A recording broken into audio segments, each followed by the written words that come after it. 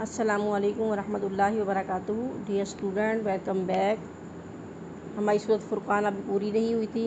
الفاظ معنی رہتے ہیں اور جوابات رہتے ہیں۔ یہاں پہ سورۃ فرقان کے اندر ایک دعا سکھائی گئی ہے، آپ سارے بچے اس کو یاد کر لیں اور اپنی زندگی میں ضرور اپلائی کرتے رہیں۔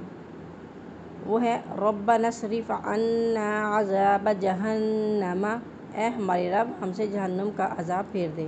اس کو یاد کر لیجیے گا۔ الفاظ معنی یمشونا وہ چلتے ہیں، ہونن آہستگی اور وقار سے، یبیتونا وہ رات گزارتے ہیں، اسرف دور کر دے یا پھیر دے، غرامہ چمٹنے والا، مستقرن ٹھہرنے کی جگہ یا مقام، انفقو وہ خرچ کرتے ہیں، لم یسرفو وہ فضول خرچی نہیں کرتے، لم یقترو وہ بخل نہیں کرتے یعنی بخیل نہیں ہوتے، کانا ہے ہوتا ہے، بینہ درمیان، مع ساتھ، التی وہ جو یا جس کو جسے کوئی بھی آپ ترجمہ کر سکتے ہیں، اثامہ گناہ کی سزا، یضاعف دگنا کیا جائے گا، یخلد وہ ہمیشہ رہیں گے، مہانہ ذلیل ہو کر، تابہ جس نے توبہ کی، اولئک یہی لوگ، سیئاتہم ان کی برائیوں کو، الزورا جھوٹ، مرو وہ گزرتے ہیں، لم یخروا وہ نہیں گر پڑتے، سمن بہرے، عمیانن اندھے، ذریاتنا ہماری اولاد، قرۃ اعین آنکھوں کی ٹھنڈک، خالدین وہ ہمیشہ رہیں گے، ما یعبؤ پرواہ نہیں کرتا۔ آگے دیکھیں درست جوابات کی نشاندہی۔ حق اور باطل کے درمیان فیصلہ کرنے والا فرقان۔ فرقان کے آخر میں صفات بیان کی گئی ہیں رحمان کے بندوں کی، اللہ تعالیٰ کے بندوں کی۔ قرآن مجید نازل کیا گیا تمام جہانوں کے لیے۔ رحمان کے بندے زمین پر چلتے ہیں عاجزی کے ساتھ۔ اللہ تعالیٰ کے نزدیک خاص مقام ملتا ہے اچھے کردار سے۔ آگے ہیں مختصر جوابات۔ سورۃ فرقان کو یہ نام کیوں دیا گیا؟ سمپلی اس کا جواب ہے کہ فرقان کا مطلب ہے حق اور باطل کے درمیان فرق کرنے والا، اور سورت کے شروع میں بھی اس کا لفظ، آیت کے شروع میں بھی اس کا لفظ آ رہا ہے، تو اس وجہ سے اس کو سورۃ فرقان کہا گیا ہے۔ سورۃ فرقان کا خلاصہ یہی ہے کہ اس میں مشرکین مکہ کے اعتراضات کا جواب دیا گیا ہے اور بنیادی عقائد بیان کیے گئے ہیں۔ سورۃ فرقان کے علمی اور عملی نکات ان میں سے کوئی ایک، سب سے پہلے تو آپ یہی کر لیں کہ یہ قرآن مجید جو ہے حق اور باطل کے درمیان فرق کرنے والا ہے اور تمام جہانوں کے لیے نازل کیا گیا ہے۔ ٹھیک ہے۔ برے لوگوں کو دوست بنانے والے دنیا میں بھی نقصان اٹھاتے ہیں اور قیامت کے دن بھی اپنے آپ پر وہ افسوس کریں گے۔ آگے درج ذیل میں سے کوئی سے 5 قرآنی الفاظ کے معنی لکھیں، میں آپ کو سارے ترجمہ کروا دیتی ہوں، جو آپ کو ایزی لگے وہ یاد کر لیجیے گا۔ قرۃ اعین آنکھوں کی ٹھنڈک، لم یخروا وہ نہیں گر پڑتے، ذریاتنا ہماری اولادیں، مستقرن ٹھکانہ ٹھہرنے کی جگہ، اسرف پھیر دے یا دور کر دے، یبیتونا وہ رات گزارتے ہیں، یمشونا وہ چلتے ہیں۔ آگے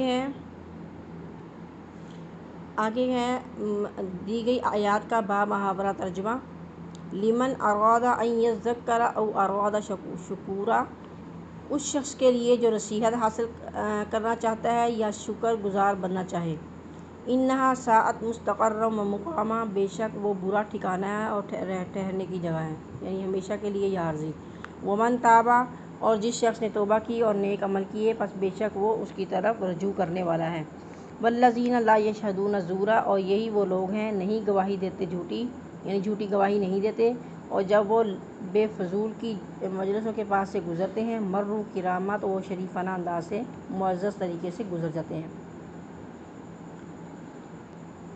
آگے ہے لانگ کوسچن۔ سورۃ فرقان کا خلاصہ، اس پر مفصل نوٹ جو لکھنا ہے وہ یہ ہے کہ اس سے مراد حق اور باطل کے درمیان فرق کرنے والی کتاب کون سی ہے؟ قرآن کریم ہے۔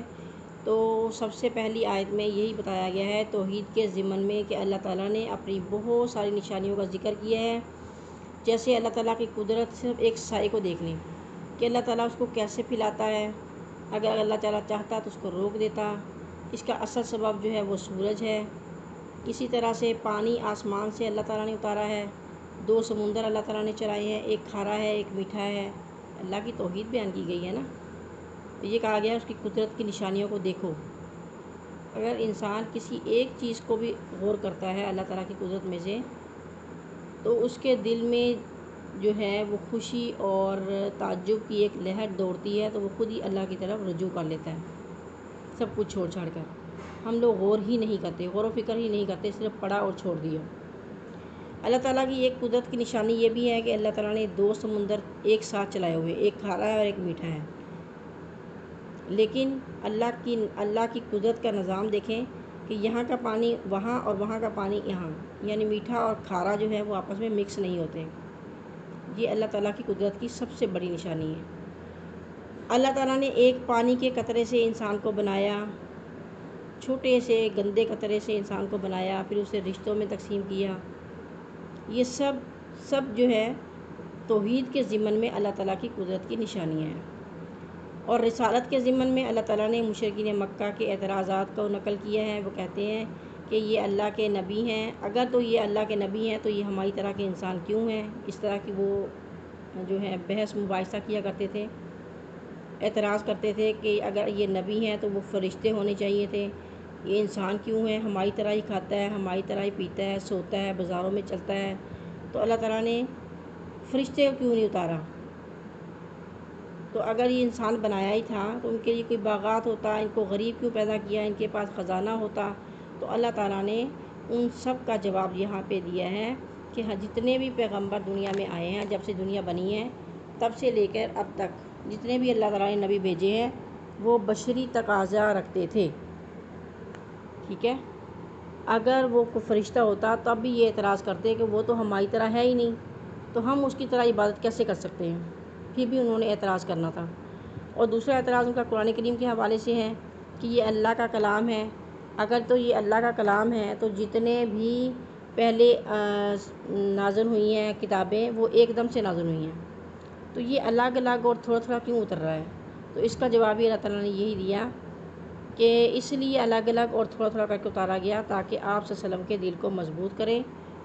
اور دوسرا اس کا ریزن یہ تھا کہ جب بھی مشرکین مکہ آپ صلی اللہ علیہ وسلم پہ اعتراض کریں تو اس کا جواب اللہ تعالیٰ فوری دے دیں آیات کی صورت میں۔ یہاں پر ایک مشرک کا ذکر ہے کہ ابی بن ابی معید جو تھا یہ ایک مشرک شخص تھا، تو اس کی عادت تھی کہ جب بھی وہ تجارت سے واپس آ کر قوم کے بڑے لوگ سرداروں کی دعوت کیا کرتا تھا۔ ایک مرتبہ اس نے سرداروں کی دعوت کی تو آپ صلی اللہ علیہ وسلم کو بھی دعوت پر مدعو کیا، بلایا۔ تو امیہ بن خلف کے چھوٹے بھائی، ان کو جب پتہ چلا کہ ہمارے ساتھ ساتھ نبی صلی اللہ علیہ وسلم کو بھی بلایا گیا ہے جبکہ وہ آپ صلی اللہ علیہ وسلم سے سخت بغض رکھتا تھا، تو اس نے ابی بن ابی معید کو پیغام بھیجا اور کہا کہ تم نے یہ کیسے سوچ لیا کہ ہم دونوں ایک ہی مجلس میں جمع ہو سکتے ہیں؟ اس نے جواب دیا کہ نبوت اور اس کی باتیں اپنی جگہ پر ہیں، قوم کا ایک شریف آدمی ہے، خاندانی ہے، تو اس لحاظ سے میں نے ان کو بلا لیا، لیکن وہ شخص نہیں مانا۔ کون؟ ابی بن خلف۔ تو اس نے کہا یا تو میں رہ سکتا ہوں یا وہ۔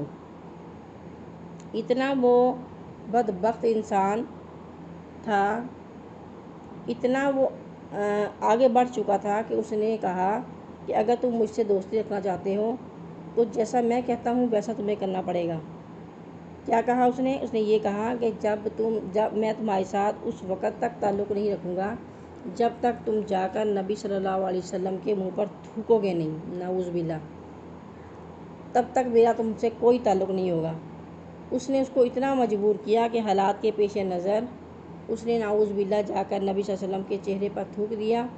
تو قرآن کریم میں اس کا اللہ تعالیٰ نے ذکر فرما دیا ہے کہ قیامت کے دن یہ اپنی انگلیوں کو چاٹتے ہوئے کاٹتے ہوئے اٹھے گا، افسوس کرے گا کاش میں محمد صلی اللہ علیہ وسلم کو دوست بنا لیتا، ان کو نہ بناتا، کتنا ہی اچھا ہوتا۔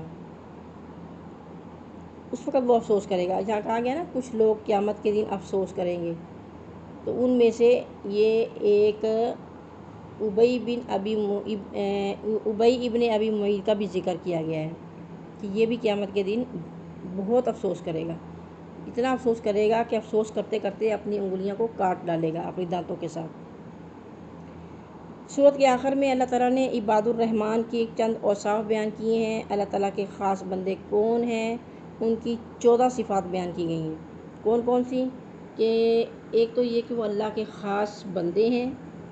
کیسے خاص ہیں؟ کہ وہ زمین پر عاجزی کے ساتھ چلتے ہیں، اکڑ کر نہیں چلتے، جاہلوں سے الجھتے نہیں ہیں، راتوں کو اٹھ کر قیام اور رکوع کرتے ہیں، جہنم کے عذاب سے پناہ مانگتے ہیں، خرچ کرتے ہیں تو میانہ روی اختیار کرتے ہیں، یعنی بخل نہ تو بہت زیادہ اسراف کرتے ہیں اور نہ ہی وہ بخل کرتے ہیں، شرک سے بچتے ہیں، ناحق قتل سے بچتے ہیں، زنا سے بچتے ہیں، اگر ان سے کوئی گناہ ہو جائے تو فوراً توبہ کرتے ہیں،